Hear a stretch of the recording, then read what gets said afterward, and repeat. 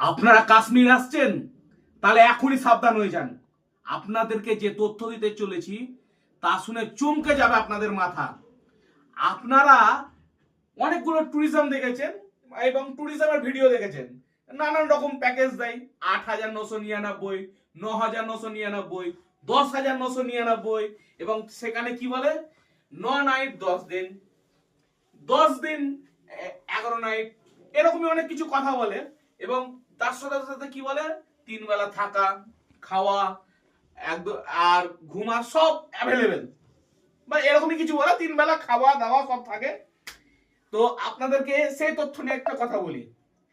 আপনারা যে ভেবে নিবেন যে 9 নাইট 10 দিন মানে আপনারা 9 দিন 10 দিনই খাবার পাবেন, একদমই ভুল ধারণা।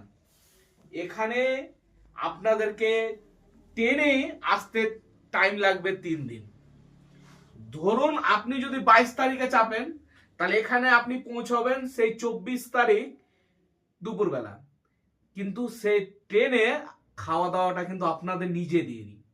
এবার একটা জিনিস ভাবুন, আপনি একটা আইআরসিটিসি থেকে খাবার অর্ডার দিবেন 140 টাকা করে দুবেলা, ওখানে 280 টাকা এবং এক্সট্রা যা যা খরচা আছে আপনারা ভাবতেই পারছেন। তা আপনারা যারা খুশি হয়ে ভাবছেন যে 9 নাইট 10 দিন 3 বেলা থাকা খাওয়া ট্যুরিজম দিচ্ছেন, না, একদমই ফালতু কথা। আপনারা টোটাল এদের কাছ থেকে যেটা পাবেন সেটা হচ্ছে 4 দিন।